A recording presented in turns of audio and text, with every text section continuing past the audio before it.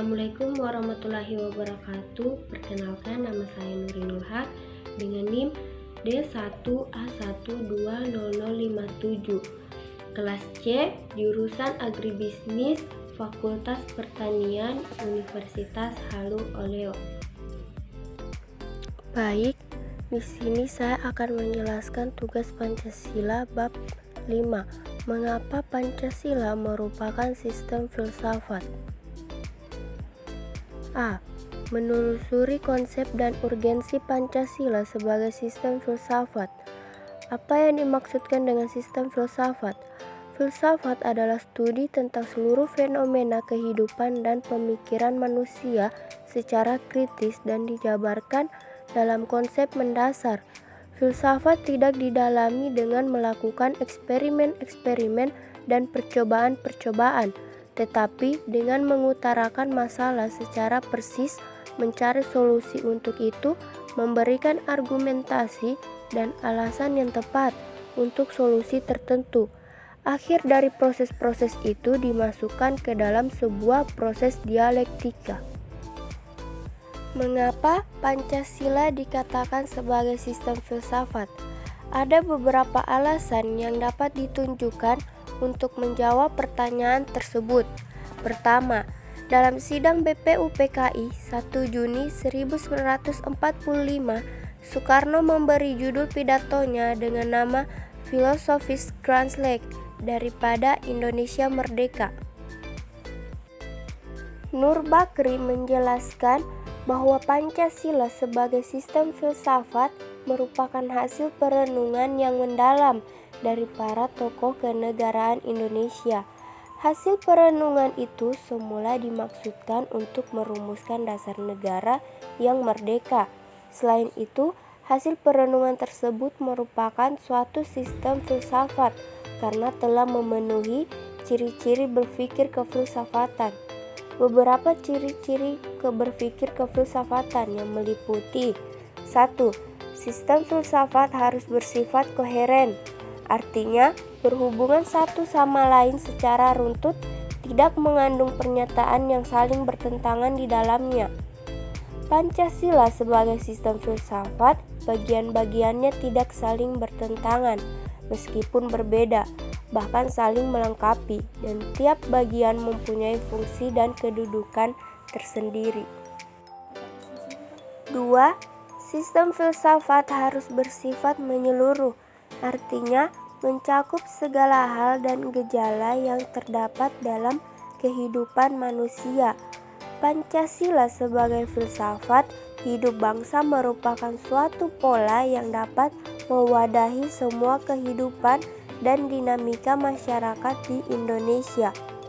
Ketiga, sistem filsafat harus bersifat mendasar, artinya suatu bentuk perenungan mendalam yang sampai ke inti mutlak permasalahan, sehingga menemukan aspek yang sangat fundamental.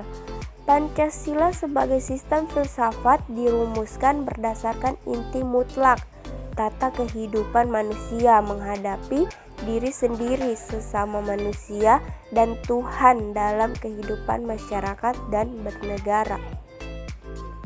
4. Sistem filsafat bersifat spekulatif, artinya buah pikir hasil perenungan sebagai praanggapan yang menjadi titik awal yang menjadi pola dasar berdasarkan penalaran logis serta pangkal tolak pemikiran tentang sesuatu.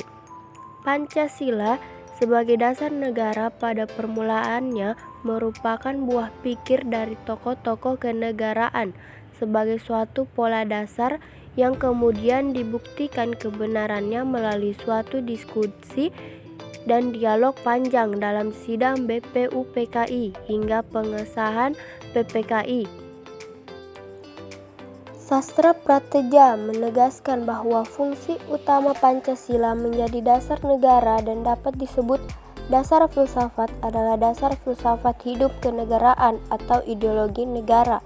Pancasila adalah dasar politik yang mengatur dan mengarahkan segala kegiatan yang berkaitan dengan hidup kenegaraan seperti perundang-undangan, pemerintahan, perekonomian nasional, hidup berbangsa, hubungan warga negara dengan negara, dan hubungan antar sesama warga negara serta usaha-usaha untuk menciptakan kesejahteraan bersama. Oleh karena itu, Pancasila harus menjadi operasional dalam penentuan kebijakan-kebijakan dalam bidang-bidang tersebut di atas dan dalam pemecahan persoalan-persoalan yang dihadapi bangsa dan negara. Istilah filosofis Kranjlek dan Weltanschauung merupakan dua istilah yang syarat dengan nilai-nilai filosofis. Dryarkara membedakan antara filsafat dan Weltanschauung. Filsafat lebih bersifat teoritis dan abstrak, yaitu cara berpikir dan memandang realita dengan sedalam-dalamnya untuk memperoleh kebenaran. Weltanschauung lebih mengacu pada pandangan hidup yang bersifat praktis. Dryarkara menegaskan bahwa Weltanschauung belum tentu didahului oleh filsafat karena pada masyarakat primitif terdapat pandangan hidup Weltanschauung yang tidak didahului rumusan filsafat. Filsafat berada dalam lingkungan ilmu, sedangkan Weltanschauung berada dalam lingkungan hidup manusia. Bahkan banyak pula bagian dari filsafat seperti sejarah filsafat, teori-teori tentang alam yang tidak langsung terkait dengan sikap hidup. Kedua, Pancasila sebagai Weltanschauung artinya nilai-nilai Pancasila itu merupakan suatu yang telah ada dan berkembang di dalam masyarakat Indonesia yang kemudian disepakati sebagai dasar filsafat negara.